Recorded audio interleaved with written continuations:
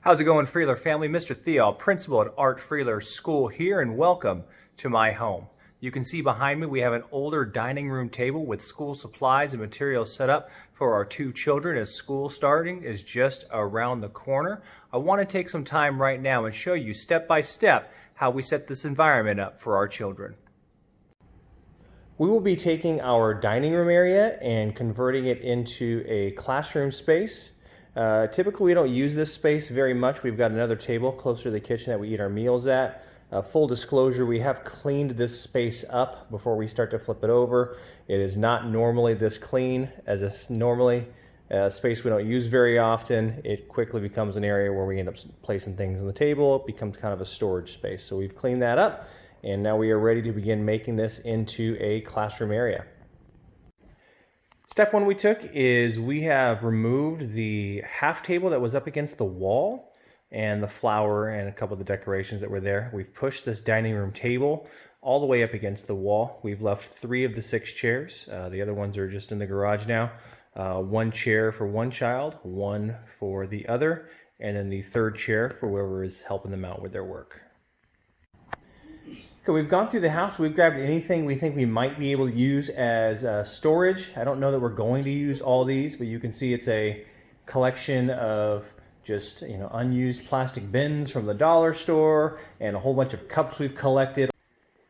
Now we have our school supplies organized here at our school table. You can see that we've got our colored pencils and markers just organized in some of those cups that we had earlier. We do have a set for each child. We've got 2 reasons for that. Reason number 1 is that for our preschool age child, the fatter markers are appropriate just for her dexterity and her ability to write. We couldn't find any fatter colored pencils, so we kind of just go with the skinny ones. And then with an older child, our 1st grader, the skinnier pencils, markers, things like that work just fine. Another reason for it, if you've got kids that are close to the same age, you know this, is that if we've got 2 sets of materials, we're not fighting over which one belongs to who, or we both want to use the blue marker at the same time, things like that. So by just buying that 2nd set, it allows us to avoid that argument. I also want to take a look here in the pencil box. We do have things organized in here also. Notice we didn't drop every single material that we've got. We purchased, for example, 6 glue sticks, but there's only 1 in each pencil box.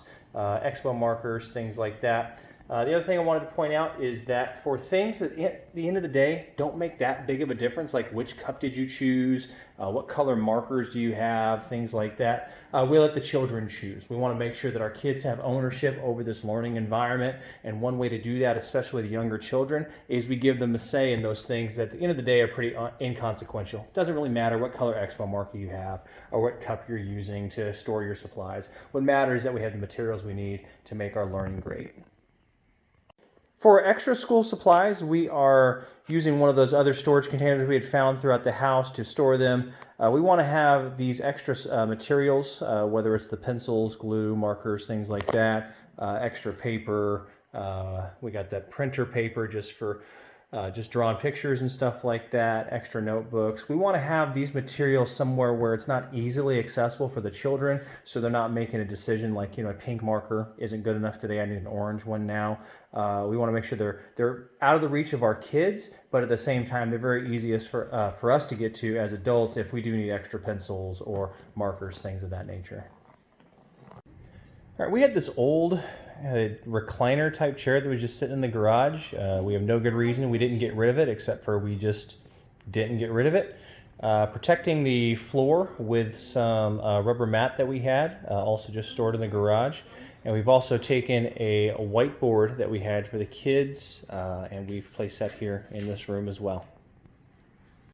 A couple of other examples of using the resources we have at home. An issue that we saw pretty much right away when my daughter, our preschooler, started working on her schoolwork.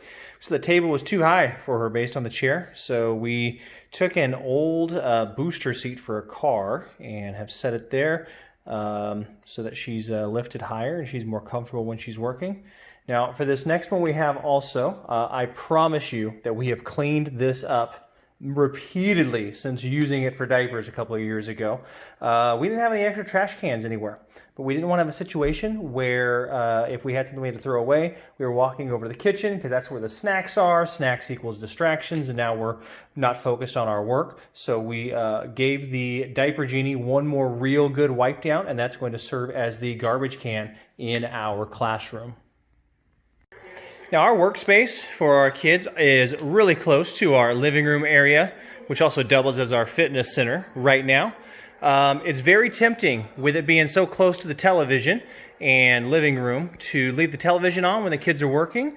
That's just not going to allow them to focus as well as they need to. It's not going to allow us to focus as parents as well as we need to also a lot of times, especially younger kids. I'd love to lie to you and say that even just muting the television is going to be enough, but that's going to be distracting for me. That's going to be distracting for our children as well. So I do recommend that the television is turned off completely. Now, it gets kind of quiet there, and a lot of people will say that they work better with some background noise. I do recommend also that you leverage the technology you've got in your living room, because you can do something as simple as saying this: Alexa, play some instrumental classical music, please. Starting a station for instrumental classical music on Amazon Music. And then we have the background noise that we're looking for.